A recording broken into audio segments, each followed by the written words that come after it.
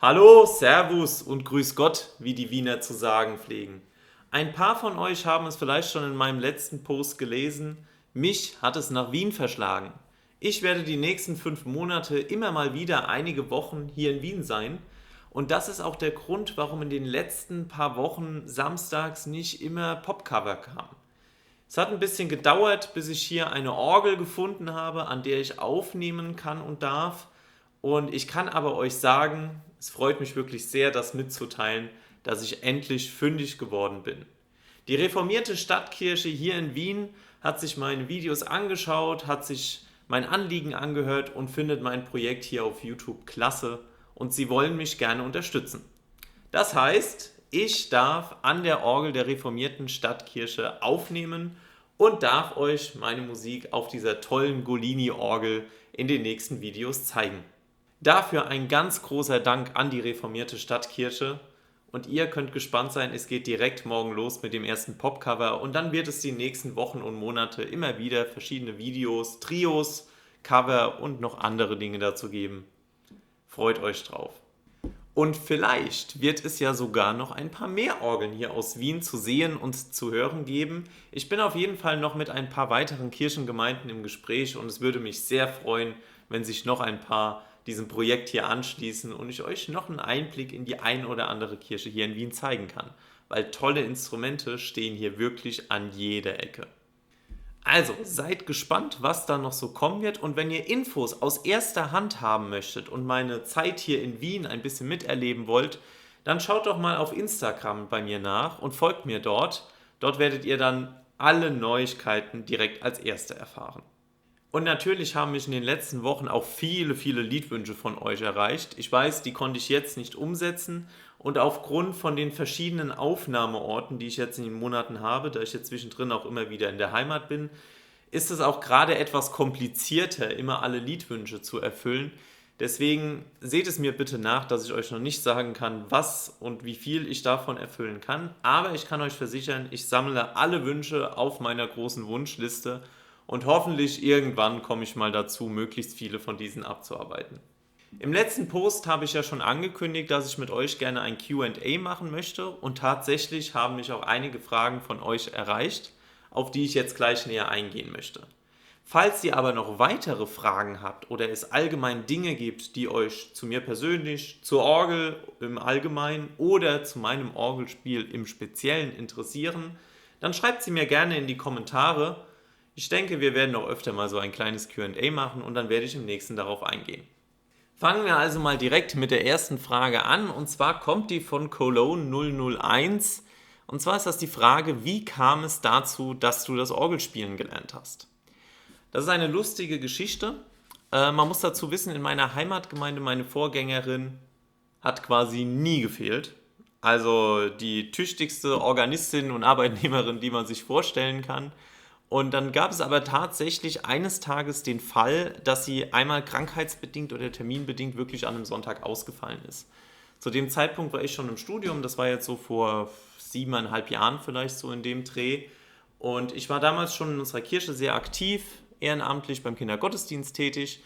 Und da kam unser Pfarrer zu mir und hat gesagt, du Fabian, du hattest doch mal in der Oberstufe Klavierunterricht. Wir haben am Sonntag ein Problem, wir haben keinen Organisten, kannst du bitte einspringen? Und ich war im ersten Moment so, okay, Orgel, Klavier sind schon zwei verschiedene Sachen. Ich habe jetzt auch keine Orgellieder. Die einzigen Sachen, die ich gerade kann, weil ich auch nicht so lange Klavierunterricht hatte, sind eigentlich nur Viva la Vida von Coldplay und das Halleluja von Cohen. Und unser Pfarrer war, ja, das passt, wunderbar. Ja, und was soll ich sagen? Ich habe es ausprobiert und mir hat diese Poplieder auf der Orgel zu spielen so viel Spaß gemacht, dass ich gesagt habe, okay, das will ich jetzt ein bisschen ordentlich lernen und da möchte ich mehr draus machen. Ja, und aus diesem reinen Zufall bin ich zum Orgelspielen gekommen und deswegen sitze ich jetzt heute hier. Ja, und ich sehe gerade, dass der Cologne 001 noch viele weitere Fragen geschickt hat, also gehen wir doch die erstmal noch weiter durch. Die nächste wäre dann nämlich, was war die geilste Orgel, auf der du jemals gespielt hast und wie hat es sich angefühlt, dass du auf dieser Orgel spielen durftest? Das ist eine sehr schwierige Frage, weil das Schöne an Orgeln ist ja gerade, dass jede anders und jede besonders ist. Und gerade wenn man zu den größeren Orgeln kommt, hat jede so ein kleines Gimmick drin oder irgendetwas, was du an einer anderen Orgel nicht hast. Aber wenn ich jetzt mal überlege, was so die spektakulärsten Orgeln waren, die mir einfallen, dann wären das wohl zwei. Zum einen, während meiner Zeit vor 1,5 Jahren ist das jetzt in München, wo ich ja auch einige Videos hier auf dem Kanal aufgenommen habe, in der St. Matthäuskirche. Die Orgel war der Hammer. 5 Manuale mit Fernwerk, also ein Teil der Orgel auf der anderen Seite vom Raum installiert. Ich habe mich so ein bisschen gefühlt wie in einem Raumschiff, als ich da an der Spielkonsole gesessen habe. Also das war tatsächlich phänomenal für mich. Das war, glaube ich, so ziemlich die größte Orgel, an der ich bisher gespielt habe. Und aber auch, weil ich dort eine ganz besondere Bindung dazu habe, weil das meine erste große Orgel war, an der ich jemals spielen durfte, die Orgel der Jesuitenkirche in Heidelberg. Die hat nämlich einen richtig großen, fetten 32 Fuß voll ausgebaut drin. Da ist die Pfeife dann so dick, ja, die hörst du schon fast nicht mehr, die spürst du nur noch. Und da zu sitzen und wenn ich an einer neuen Orgel bin, ich will eigentlich immer mal mein Viva la Vida spielen, um zu schauen, was kannst du aus der Orgel alles rausholen im vollen Tutti. Und das war für mich phänomenal, dort einmal dran zu dürfen. Und das war wirklich so mein erster Wow-Moment an der Orgel. Dann die nächste Frage ist, spielst du auch andere Instrumente? Aktuell spiele ich natürlich hauptsächlich Orgel und Klavier oder in der Orgelausbildung würde man sagen allgemein Tasteninstrumente. Cembalo habe ich auch schon mal gespielt, aber sagen wir mal hauptsächlich Orgel und Klavier. Ich habe aber auch mal Gitarre gelernt, zumindest so im kleinen Rahmen, ein bisschen klassische Gitarre und so für den Kindergottesdienstgebrauch. Und davor habe ich eine Zeit lang Saxophon gespielt und natürlich früher so der Standard Blockflöte und dann auch noch eine Zeit lang Altflöte weitergemacht. Und noch eine letzte Frage von unserem lieben Cologne 001, ob ich auch mit Orgelsoftware spiele, also eine PC-Orgel mit einem MIDI-Keyboard, das Ganze elektronisch. Und was ich da empfehlen würde, da muss ich leider sagen, da habe ich überhaupt keine Ahnung von. Ich spiele ja immer nur auf richtigen, in Anführungszeichen richtigen Orgeln, also Pfeifenorgeln. Auf elektronischen Orgeln habe ich, glaube ich, schon mal gespielt in einer Kirchengemeinde, aber zu Hause habe ich keine. Zu Hause übe ich meine Sachen einfach am E-Piano oder gehe dann halt in die Kirche im Ort. Deswegen, da kann ich wirklich nichts zu sagen. Aber falls ihr euch dort informieren wollt, kann ich euch nur empfehlen, mal beim lieben Rien vorbeizuschauen. Vielleicht ist er schon unten in den Kommentaren. Ansonsten schaut mal beim Rien Schalkwijk vorbei. Der nimmt seine Lieder auf, ich glaube, über Hauptwerk meines Wissens nach. Und der kann euch dazu mit Sicherheit noch viel mehr erzählen. Dann kommen wir zur nächsten Frage von Fabian Wittmann. Hallo Fabian, ich habe eine Frage. Wann hast du mit Orgelspielen angefangen und hast du davor erstmal Klavierkenntnisse gehabt? Das habe ich vorhin schon so ein bisschen aufgegriffen. Also ich habe Klavier gespielt in meiner Oberstufenzeit, also 11. bis 13. Klasse. Da hatte ich mal so 2,5 Jahre Klavierunterricht, ein bisschen klassisch, ein bisschen Pop, grundlagenmäßig und habe dann aber zu Beginn des Studiums damit aufgehört, weil neuer Wohnort, da habe ich gedacht, naja, kannst du ein bisschen selbst für den Spaß weiterspielen. Und das Ganze kam dann aber erst wieder so, ich glaube im 2., 3. Semester auf, als dann hieß, naja, könntest du mal an der Orgel aushelfen. Und das müsste 2015, 2016 in dem Dreh gewesen sein. Ich müsste jetzt nochmal genau nachschauen. Ich meine 2015 war es. Also es wird jetzt im Sommer, werden es jetzt schon 8 Jahre.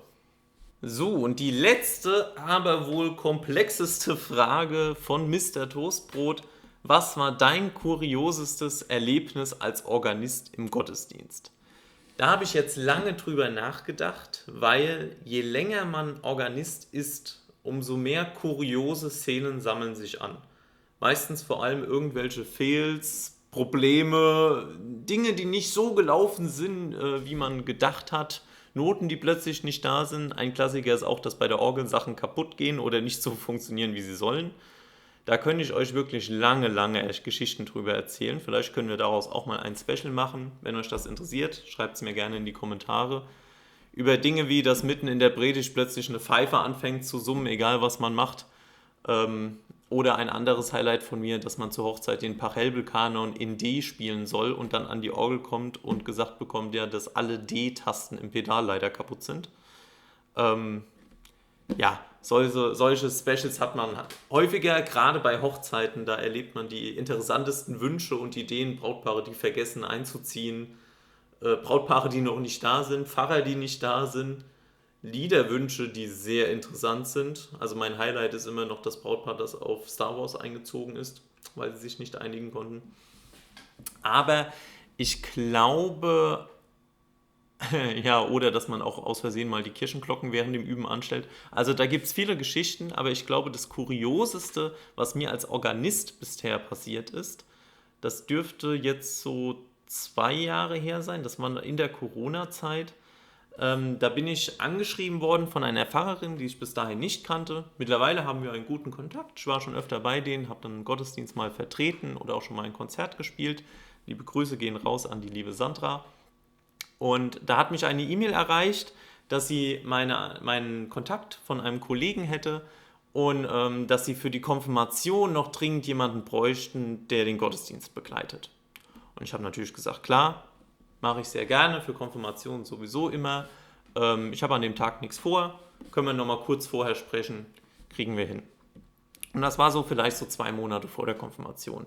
Und dann gab es so 1, 2 Wochen vor der Konfirmation, hat sie sich dann wieder gemeldet und hat gesagt, hier anbei schon mal die Lieder, vielen Dank, dass du das machst. Du kannst dich dann mit unserem Organisten in Kontakt setzen, wie er das genau während dem Gottesdienst macht.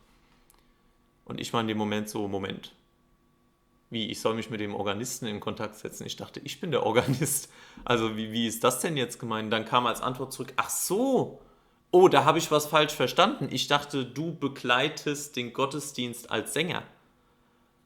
Und da war ich so, bitte? Weil ich muss sagen, Singen ist nicht meine große Stärke, wobei Corona da tatsächlich sehr geholfen hat, da die Gemeinde ja nie mitsingen durfte oder lange Zeit nicht mitsingen durfte, man als Organist dann gleichzeitig spielen und singen musste, durfte, sollte, hat das auf jeden Fall dazu beigetragen, dass sich das gebessert hat. Aber da war ich im ersten Moment doch sehr verwirrt. Und als ich dann da an der Konfirmation ankam und da saß der Organist, wir haben dann zumindest ein Lied spontan noch vierhändig gespielt, das war sehr lustig. Aber das war für mich doch sehr kurios, eigentlich in meines Wissens als Organist gebucht worden zu sein und dann dort zu landen und so, ja, ich bin jetzt mal der Sänger für die Konfirmation, was ja auch keine 0815-Veranstaltung ist oder so ein normaler Gottesdienst, Konfirmation, Hochzeit, da sage ich, da soll ja wirklich alles sitzen, damit es dem Fest gebührend, anlassmäßig dann auch irgendwie wirklich schön ist, ja. Also das war, glaube ich, das Kurioseste bisher für mich. So viel zu euren Fragen. Ich danke euch schon mal fürs Zuschauen. Jetzt geht es nämlich wieder zurück zur Musik. Ich habe nämlich noch einen kleinen Vorgeschmack für euch. Ganz exklusiv für alle, die bis jetzt dran geblieben sind, gibt es gleich am Ende des Videos einen ganz kleinen Ausschnitt schon mal auf das Video für morgen, dass ihr schon mal einen ersten Eindruck von der Golini-Orgel bekommt. Und wenn euch dieses Video gefallen hat, oder allgemein meine Videos, dann seid doch bitte so lieb und lasst mir einen Like da.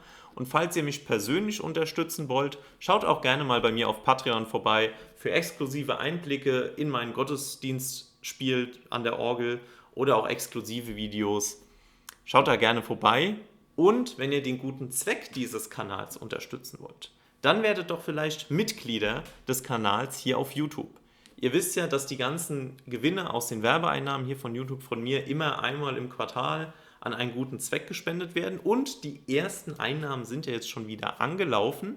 Also, wenn ihr eine Idee habt, welchen guten Zweck man als nächstes denn mal unterstützen könnte mit einer Spende, dann schreibt auch diesen mir gerne in die Kommentare.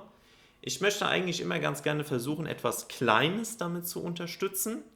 Am besten etwas Lokales, weil ich denke, da weiß man, wo das Geld hingeht. Und da wir ja hier auch keine Riesenunsummen leider erwirtschaften, kann man aber gerade so kleinere Projekte damit sehr, sehr viel besser unterstützen. Wie zum Beispiel im letzten Jahr haben wir schon mal die Kinderstation der Kreuznacher Diakonie unterstützt oder das Tierheim in Bad Kreuznach, haben Weihnachtsgeschenke für die Kinder unserer Gemeinde besorgt. Da würde es mich freuen, wenn wir so etwas in der Richtung wieder machen und ich bin hier gerne auf eure Ideen angewiesen, denen auch mal Gehör zu schenken und vielleicht kommt ja was Schönes bei rum. Wir können eine kleine Abstimmung machen. Weil schließlich sind es ja eure Werbeeinnahmen, die ihr durch das Schauen der Videos hier produziert. Also je mehr Videos ihr schaut, umso mehr für den guten Zweck. Bis dahin, bleibt gesund und munter. Und die letzte Frage, die jetzt noch bleibt, bevor ich Tschüss sage: Wann sehen wir uns endlich wieder?